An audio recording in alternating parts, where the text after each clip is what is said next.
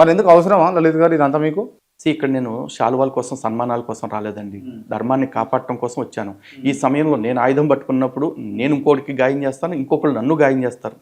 ఈ యుద్ధంలో నేను ఎప్పుడు దాకా పోరాటం చేస్తానంటే నా ఊపిరి ఉన్నంత వరకు పోరాటం మీరు చేస్తాను. చేసేదంతా పేరు కోసం, డబ్బుల కోసం అని నేనంట. మీరేమంటారు? చేసే దానిలో పేరు వస్తున్నాయి, డబ్బులు వస్తున్నాయండి. వస్తున్నాయా?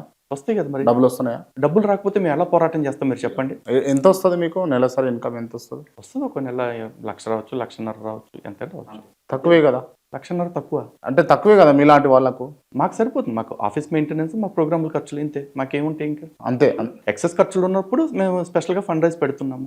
మా దగ్గర ఒకటేనండి, మాకు 1,00,000 వస్తే 1,00,000కి తగ్గట్టు పని చేస్తాం, 10 లక్షలు వస్తే 10 లక్షలకు తగ్గట్టు పని చేస్తాం, 1,00,000 వస్తే 1,00,000కి తగ్గట్టు పని చేస్తాం. మాకు 100 కోట్లు ఇచ్చినా సరే మేము దాన్ని ధర్మానికి వాడతాం. కాకపోతే మా చేతిలో అంత అమౌంట్ వచ్చిన రోజున మాత్రం గ్యారంటీగా చెప్తున్నాను, ధర్మద్రోహులందరికీ 2 పడిపోతాయి, డెఫినెట్గా పడిపోతుంది. మీరు డబ్బులు సంపాదించడానికే చేస్తుర్రు అని నేనంట. మీరేమంటారు? మీరు ఏమైనా అనొచ్చు, మీరే కదా చాలా మంది అంటున్నారు మమ్మల్ని. సాటి హిందుత్వవాదులు కూడా కొంతమంది అంటారు. ఎందుకంటే మాలాగా వాళ్ళకి పేరు రాలేదు కాబట్టి, మాలాగా వాళ్ళ ప్రజల్ని అడగగానే హిందూ బంధువులు సపోర్ట్ చేసే పరిస్థితి లేదు కాబట్టి కడుపు మంటతో ఎవడైనా ఏమైనా మాట్లాడచ్చు. రైట్. నేను డబ్బు కోసమే కావాలి అనుకుంటే ఎంతమంది శత్రువుల్ని చేసుకుని ఇన్ని కేసులు వేయించుకుని, లేకపోతే ఎంతమంది మీద మేం కేసులు పెట్టి ఇన్ని చోట్లకి తిరుగుతూ, ఎందుకంటే ఈ హిందూ సమ్మేళనాలు ప్రారంభమైన తర్వాతే దగ్గర దగ్గర 70-80 ప్లేసెస్కి తిరిగాం మేము. ఎంత ఆరోగ్యం పాడవుతుంది మీరు ఆలోచించారా? ఇదంతా మాకెందుకు అంటే ఈ శ్రమ మేము వ్యాపారం విషయంలోనో లేదా మా వ్యవసాయం విషయంలోనో పెట్టుకుంటే అట్ట ఈ మాత్రం డబ్బు అక్కడ సంపాదించుకోమా? Yeah definitely. Without risk. అంతెందుకు మనం యూట్యూబ్ ఛానల్, నేను నా అన్వేషణ లాగా యూట్యూబ్ ఛానల్ ఒకటి పెట్టుకుని దేశాలన్నీ తిరుగుకుంటూ అన్ని వీడియోలు చూపించుకుంటూ తిరిగితే నాకు అసలు చాలా గ్రీన్ జోన్లో ఉంటారు. నాకు ఎంతమందికి నేను టార్గెట్ అవును, ఇన్ని కేసులు పెట్టించుకోను, డబ్బులు కూడా ఎక్కువ వస్తాయి. Okay right. అంటే మీరేమో ఇంత తాపత్రయపడుతుంటూ, ఇంత కష్టపడుతుంటూ, ఇంత ఇబ్బంది పడుకుంటూ ఏదో చేయాలి హిందూ ధర్మం కోసం, లేకపోతే హిందూ రక్షకంగా ఉండాలి అని చెప్పేసి మీరు అనుకుంటారు. కానీ నాకు తెలిసి ఈ మీలాగా కరుణాకర్ సుగుణ అండ్ రాధా మనోహర్ దాస్ అండ్ మౌనిక సుంకర ఇట్లా చాలామంది ఉన్నారు. సో చాలామంది వారి వాయిస్ వినిపిస్తూ ఉన్నారు. కరాటే కళ్యాణ్ వీళ్ళంతా వినిపిస్తూ ఉన్నారు. పేర్లు ఎవరైనా మర్చిపోతే క్షమించాలి.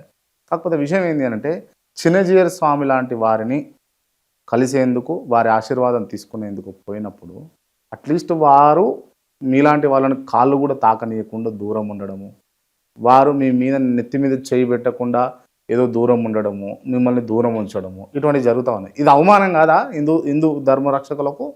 అదే నాకు అర్థం కావట్లేదు. కత్తికి లేని దురద ఏదో అంటారు కదా, కందకు లేని దురద కత్తిపెట్టుకు ఎందుకని చెప్పేసి.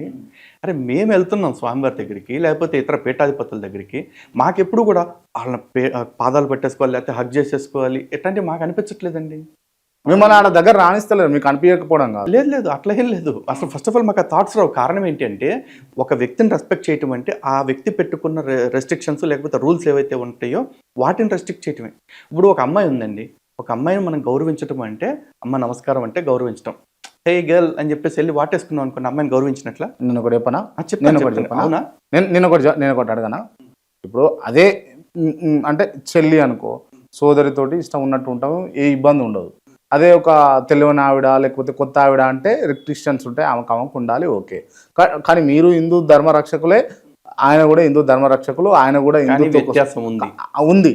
కాకపోతే ఇప్పుడు మిమ్మల్ని ఏమో ఆ రకంగా ట్రీట్ చేస్తారు, ఆయన దగ్గర ఉన్నటువంటి వ్యక్తులను లేకపోతే ఆయన సామాజిక వర్గానికి చెందినటువంటి వ్యక్తులను దగ్గర తీస్తాడు అని అన్నది కూడా మీ ఫోటోలు పెట్టి ట్రోల్స్ కూడా చేశారు. ఎవడో ట్రోల్ చేశాడు నాకు తెలియదు. ఒక సింపుల్ క్వశ్చన్ అడుగుతానండి.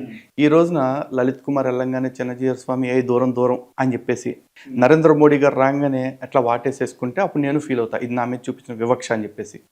నరేంద్ర మోడీ గారిని ఎక్కడైనా హక్ చేసుకున్నారేమో చూపించండి, కనీసం తాకారేమో చూపించండి. మీరు ఏదన్నా నడిచి వెళ్తున్నప్పుడు తాకితే నాకు తెలియదు, కానీ ఉద్దేశపూర్వకంగా ఈయన వారిని ఆశీర్వదించినట్టు తాకినట్టు ఎక్కడైనా ఉంటే చూపించండి. ఆయన ప్రధానమంత్రితో ఒకలాగా ఉన్నారు, ఒక నార్మల్ వ్యక్తి అన్న నాతోటి అట్లాగే ఉంటారు. ఎందుకంటే ఇక్కడ చిన్నజీయర్ స్వామి కాదు, ఏ పీఠాధిపతికైనా సరే దండ సన్యాసం కలిగిన వాళ్ళకి కొన్ని నియమాలు ఉంటాయి.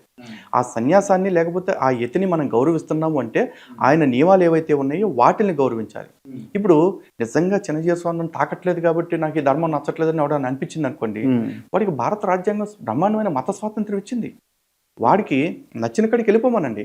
ఎవరన్నా మంచి పాస్టర్ గారు చక్కగా వీడి పెళ్ళాన్ని కూడా కౌగిలించుకునేవాడు ఉంటాడు కదా, వెళ్ళి కౌగిలించుకోమనండి, తప్పేముంది?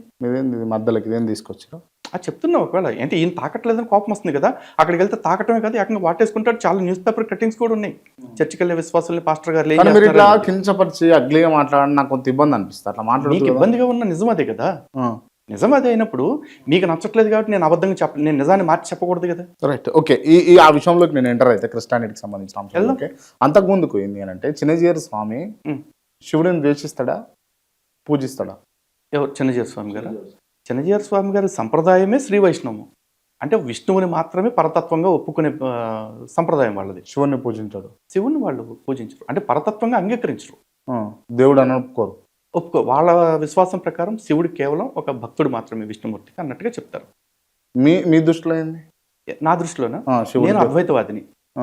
నేను శివుణ్ణి పరతత్వంగా ఒప్పుకుంటా, నారాయణుడిని పరతత్వంగా ఒప్పుకుంటాను, అమ్మవారిని పరతత్వంగా ఒప్పుకుంటాను. నా దృష్టిలో వీళ్ళ ముగ్గురు వేరు కాదు, వీళ్ళ ముగ్గురు ఒకటే. 3 పేర్లు ఉన్నాయి, 3 రూపాలు ఉన్నాయి. ఎవరు ముందు అంటే? ఎవరు ముందు అంటే ఇప్పుడు బ్రహ్మ విష్ణు మహేశ్వరులు అంటే సృష్టి స్థితి లయకారకుల్ని వీళ్ళు అర్థం చేసుకునే దాన్ని బట్టి ఉంటుంది. నా అన్వయం ప్రకారం చూసుకుంటే త్రిమూర్తులు ప్రతి మనిషిలోనూ ఉంటారు.